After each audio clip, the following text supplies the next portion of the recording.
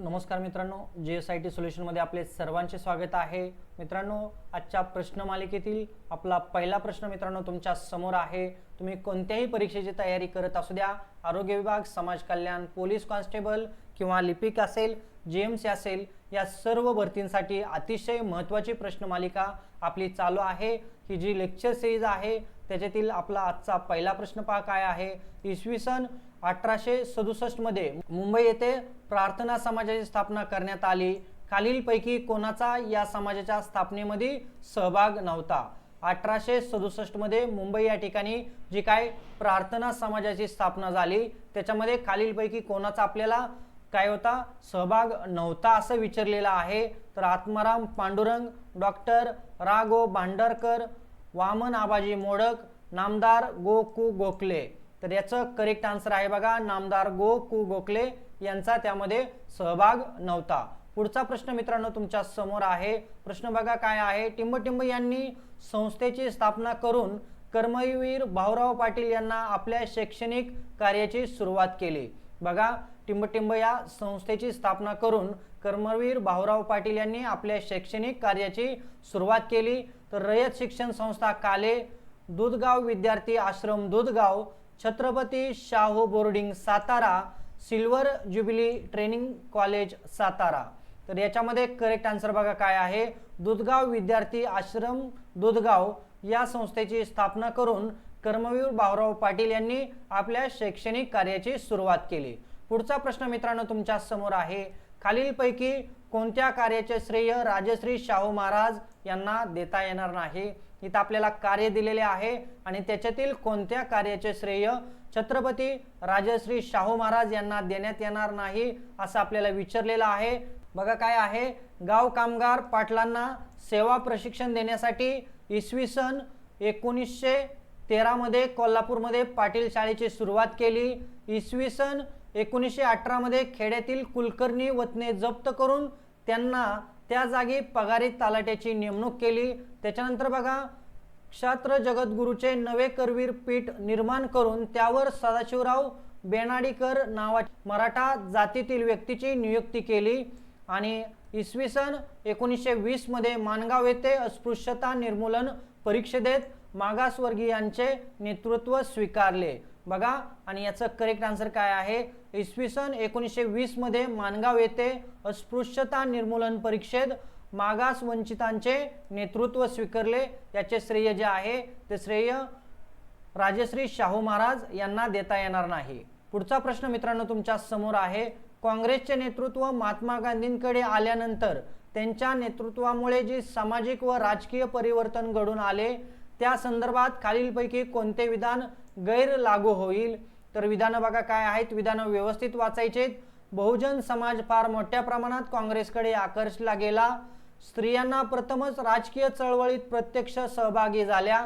महाराष्ट्रातील ब्राह्मणेतरवादी तीव्रता कमी झाली आणि राजकीय स्वातंत्र्यापेक्षाही सामाजिक सुधारणांनी महत्त्वाच्या मानल्या गेल्या। तर बघा, याचं करेक्ट आन्सर जे आहे ते करेक्ट आन्सर मित्रांनो पाहायचं आहे। तर काय आहे, राजकीय स्वातंत्र्यापेक्षाही सामाजिक सुधारणांनी महत्त्वाच्या मानल्या गेल्या। त्याच्यानंतर पुढचा प्रश्न मित्रांनो तुमच्या समोर आहे। अनुसूचित जातीचे व अन्य मागासवर्गीयांचे प्रश्न विधायक मार्गाने सोडवणारे व त्यांना आपल्या पायावर उभे राहता यावे म्हणून म्हैसाळ प्रकल्प राबवणारे दलित मित्र। म्हैसाळ प्रकल्प जो आहे तो राबवणारे दलित मित्र म्हणून कोणाला संबोधलं गेलं किंवा कोण आहेत हे आपल्याला इथे विचारलेलं आहे। भाई माधवराव बागल, बाबा आमटे, अण्णा हजारे, मधुकरराव देवल। आणि याचं करेक्ट आन्सर आहे मित्रांनो मधुकरराव देवल। चला पुढचा प्रश्न मित्रांनो तुमच्या समोर आहे। विदर्भातील थोर समाज सुधारक डॉक्टर पंजाबराव देशमुख यांनी केलेल्या कार्याच्या संदर्भात खालीलपैकी कोणते विधान गैर लागू होईल आपल्याला इथे विचारलेलं आहे। विदर्भातील थोर समाज सुधारक डॉक्टर पंजाबराव देशमुख यांच्या बाबतीतलं कोणतं विधान गैर लागू होईल आपल्याला विचारलेलं आहे। त्यांनी बघा इसवी सन 1900 मध्ये अमरावती येथे श्री शिवाजी शिक्षण संस्थेची स्थापना केली। त्याच्यानंतर मागासलेल्या जाती जमातीच्या सर्वांगीण उन्नतीसाठी अखिल भारतीय मागास जाती संघाची स्थापना केली। इसवी सन 1955 मध्ये भारत कुशक समाजाची स्थापना केली आणि इसवी सन 1960 मध्ये दिल्ली येथे औद्योगिक परिषद भरवली? तर थोर समाज सुधारक पंजाबराव देशमुख यांच्या बाबतीतलं कोणतं विधान खालीलपैकी गैर लागू होईल आपल्याला विचारलेलं आहे आणि याचं करेक्ट आन्सर आहे इसवी सन 1960 मध्ये दिल्ली येथे औद्योगिक परिषद भरवली हे विधान त्यांच्या बाबतीत गैर लागू होणार आहे. तर बघा पुढचा प्रश्न तुमच्या समोर आहे. माणूस हा विकासाचा केंद्रबिंदू मानून सामूहिक प्रयत्नाद्वारे राळेगण सिद्धी या गावाचा कायापालट घडविणारे अण्णा हजारे, डॉक्टर शिवाजीराव पटवर्धन, मधुकरराव देवल, विलास साळुंके. चला प्रश्न अतिशय सोपा आहे मित्रांनो आणि या प्रश्नाचं उत्तर प्लीज कमेंट करायचे. प्रत्येक प्रश्नाचं उत्तर मित्रांनो कमेंट करा आणि याचं करेक्ट आन्सर आहे अण्णा हजारे. पुढचा प्रश्न मित्रांनो तुमच्या समोर आहे. संत वाङ्मयाची सामाजिक फलश्रुती यासारख्या आपल्या वैचारिक समाज प्रबोधनात्मक व संत वाङ्मय विषयक ग्रंथांनी महाराष्ट्राच्या सामाजिक व सांस्कृतिक जीवनास योग्य दिशा देण्याच्या महत्त्वाची कामगिरी बजाविणारे बघा ग्रंथ कोणता आहे? संत वाङ्मयाची सामाजिक फलश्रुती हा जो वैचारिक समाज प्रबोधनात्मक जो ग्रंथ आहे त्याबाबत आपल्याला इथं प्रश्न विचारलेला आहे. तर तर्कतीर्थ लक्ष्मण शास्त्री जोशी, बाबा महाराज सातारकर, प्राध्यापक ग बा सरदार आणि आचार्य विनोबा भावे. तर चला याचं करेक्ट आन्सर काय आहे? प्रा ग बा सरदार.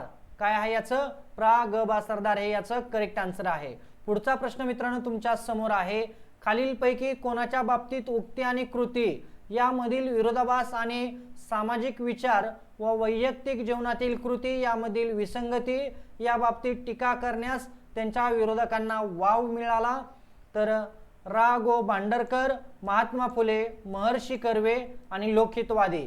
चला या प्रश्नाचं उत्तर मित्रांनो कमेंट करायचं आहे आणि उत्तर बघा काय आहे? लोकहितवादी. तर आजचा शेवटचा प्रश्न मित्रांनो प्रश्नमालिकेतील आहे. तर प्रश्न काय आहे पहा. खालीलपैकी कोणाच्या बाबतीत युक्ती आणि कृती या बाबतीत विसंगती दाखवण्यास त्यांचे विरोधक ही धजावू शकणार नाहीत? प्रश्न व्यवस्थित वाचायचा आहे आणि उत्तर कमेंट करायचे. मित्रांनो बघा तुम्ही अजूनपर्यंत जर आपल्या चॅनलला लाईक, सबस्क्राईब आणि शेअर केलं नसेल तर प्लीज आपल्या चॅनलला लाईक करा, सबस्क्राईब करा आणि सगळ्यात महत्त्वाचं म्हणजे बेल आयकॉनचं बटन क्लिक करा. म्हणजे असेच माहितीपूर्ण नवनवीन व्हिडिओ सर्वात अगोदर तुमच्यापर्यंत येऊन जातील. तर ऑप्शन बघा काय आहेत? महात्मा फुले, न्याय तेलंग, न्याय रानडे आणि लोकहितवादी. तर चला याचं करेक्ट आन्सर काय आहे? महात्मा फुले. महात्मा फुले यांच्या बाबतीत युक्ती आणि कृती यामध्ये विसंगती दाखवण्यासही त्यांच्या विरोधकांना धजावू शकणार नाहीत हे या प्रश्नाचं उत्तर आहे महात्मा ज्योतिबा फुले. तर मित्रांनो भेटूया आपण अशाच नवनवीन प्रश्नांबरोबर पुढच्या लेक्चरमध्ये. जय हिंद, जय महाराष्ट्र.